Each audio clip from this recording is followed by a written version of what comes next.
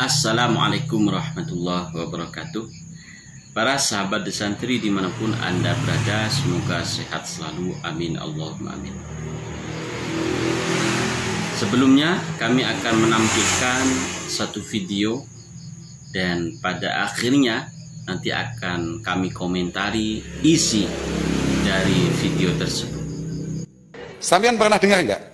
Di pondok-pondok itu diajarkan kitab namanya Sulamut Taufik. Ya, tahu gue?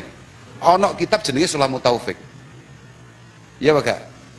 Iku sekarang Mbak Alawi nih. Jadi lah montoh santri-santri nganggep Mbak Alawi ku gagal, sanatmu patah kabeh. Dan kamu harus tahu semua pondok mengajarkan kitab itu. Dan yang nyarai kiainya para kiai di Nusantara, Romo Kiai Nawawi Al-Bantani. Jadi lah montoh kowe gagalne Mbak Alawi, patahlah ngaji kita semua. Untuk mengomentari isi dari video tersebut, kami sengaja mengambil sebuah tulisan dari Ustadz Akif TV di channel YouTube-nya. Semesta bergerak luruskan sejarah peradaban Islam Nusantara. Nasab Ba'alwi palsu dan diskusi bebas di media sosial. Telaah kritis atas karya-karya ulama Ba'alwi di era setelah abad 9 Hijriah, era setelah pemalsuan nasab oleh Habib Ali bin Abu Bakar Asyakron dimulai. Diskursus ini menjadi penting karena alasan beberapa pihak tidak menerima atas pembatalan nasab klan Ba'alwi ini adalah banyak sekali sanad keilmuan yang diajarkan di pondok-pondok pesantren adalah bersanad kepada ulama-ulama Ba'alwi ini. Seorang guru besar bidang filsafat menyampaikan bahwa nasab dan sanad keilmuan itu dua hal yang berbeda. Jadi tidak perlu saling membatalkan. Jika nasabnya terputus tetapi ulama itu memiliki karya yang menjadi rujukan, ya tetap sanad tetap bersambung kepada ulama tersebut.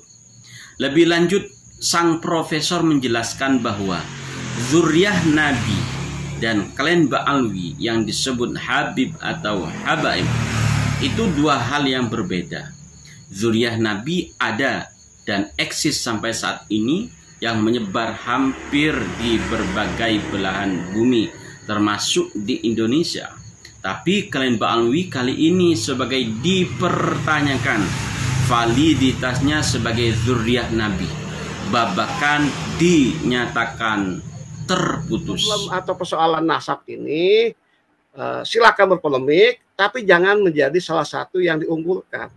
Karena nasab terputus itu ya tidak mengurangi keilmuan seseorang itu. Ya. Para imam mazhab, Imam Syafi'i, Imam Malik, Hanafi, Hambali terputus nasabnya. Tapi sanadnya tersambung emas Rasulullah SAW dengan karya-karya mereka yang luar biasa. Menjadi imam mazhab, bayangkan. Karena nasabnya terputus. Jangan karena mempertanyakan klan Ba'alwi itu lalu dituduh sebagai anti zuriyah Nabi dan pembenci Ahlul Bait. Jadi tuduhan-tuduhan yang selama ini kepada Kiai Imaduddin Utsman ini seharusnya tidak terjadi kalau membaca dan memahami tulisan ini. Jelas sang profesor menjelaskan. Husnudzon dan suudzon. Diskursus terus berlanjut. Seorang anggota menyatakan, dirimu sok menilai orang, lebih baik husnudzon daripada suudzon, walaupun husnudzon salah dan suudzon benar. Dan yang lain menjawab, aku durung tahu ketemu Yai Imad, ya ora kenal weruh wajah ya Yai Imad wae no HP, tapi saya tetap husnudzon sama Yai Imad. Karena diskusi sudah mengarah pada personal, seorang anggota yang lain mengingatkan bahwa sebenarnya konteks perdebatan kita ini bukan bersifat personal, namun bersifat konsep dan ilmu secara kontekstual. Pada suatu sisi adalah kajian ilmu tentang pembatalan nasab suatu klan, kebetulan klan Ba'alwi. Di sisi lain adalah klan Ba'alwi yang nasabnya terputus, bahkan disinyalir sengaja dipalsukan sejak abad 9 Hijriah. Dan pihak ini belum mengakui secara legowo. Komentar dari Mas AR. Nampaknya komentar dari Mas AR ini memantik reaksi dari salah seorang muhibbin Ba'alwi yang dengan akun FB dia menyatakan, "Mas, coba sampean pikir lagi.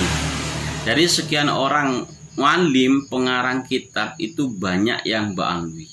Sulam Taufik, Safinatun Najah, Buyatul Mustarsyidin, Zubat, apa semuanya pembohong? Dari sekian ulama hanya Ki Imad dan kawan-kawan yang dibilang gitu. Dan seluruh kibarul ulama gak ada yang berpendapat begitu. Apa semua kibarul ulama itu dibohongi?" Ditanya seperti itu dan menyebutkan kitab-kitab sebagaimana yang disebutkan di atas, Mas AR menjawab, "Silahkan dengan cari sendiri jawabannya. Tapi hasil penelusuran saya berangkat dari keingintahuan yang besar. Sudah terkonfirmasi bahwa kitab-kitab yang disebutkan di atas adalah hasil plagiasi." Apakah kitab Sulam Taufik juga plagiasi? Lanjut Ustadz tadi.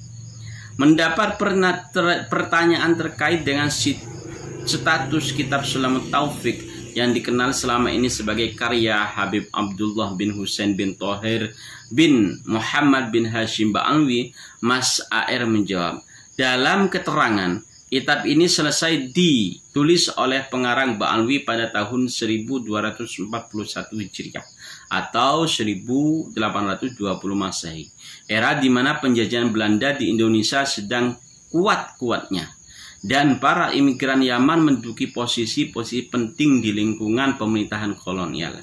1820 Masehi, sebuah era terjadinya Ba'alawisasi karya dan sejarah peradaban termasuk kitab karya ulama terdahulu di seluruh kawasan hegemoni para imigran Yaman di seluruh dunia termasuk di Indonesia. Jelas AR. Gerakan Ba'alawisasi karya dan kitab ini menjadi sangat mudah karena privilege yang mereka sandang sebagai zuriyah Nabi dan belum berkembangnya teknologi informasi pada saat itu. Sehingga akses informasi menjadi sangat sulit. Berangkat dari fakta ruang dan waktu penyelesaian karya itu yakni 1820 Masehi, maka patut dicurigai sebagai karya yang tidak original. Semoga segera menemukan jawaban sebagaimana kitab-kitab sebelumnya yang telah terkonfirmasi hasil plagiasi atau jiplak. Mas AR menutup komentarnya. Wallahu a'lam bishawab. Terima kasih para sahabat. Kalau melihat tulisan ini, selain kami berkomentar untuk video yang tadi, tulisan ini adalah isi video dari pada suka podcast pada suka pada waktu itu dengan Mas AR dan salah satu kiai yang saya juga tidak kenal dengan kiai tersebut. Terima kasih. Wallahul muwaffiq ila aqwamit thoriq. Wassalamualaikum warahmatullahi wabarakatuh.